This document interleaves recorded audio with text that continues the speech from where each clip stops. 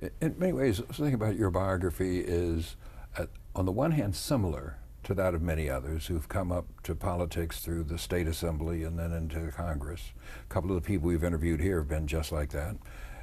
Childhood or young involvement in a variety of movements. But what strikes me as different about you is that you have had from an early period this international focus, which is unusual for black political activists. I mean, there have been people like Carlton Goodland and others who've had this as a concern, but it is unusual.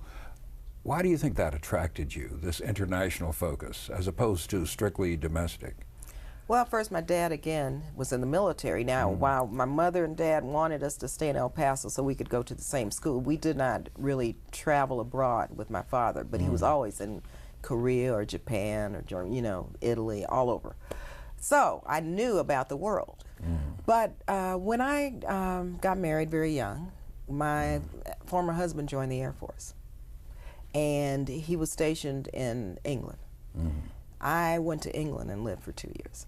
And this was in the 60s, 64 to 66. And when I was in England, I met many people from the West Indies, from Africa, from Europe. I traveled to Europe every summer. We'd take the car down to Dover, England, and drive over to Calais, France.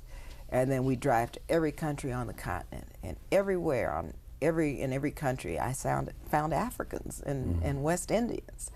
And it was just a phenomenal eye-opener for me.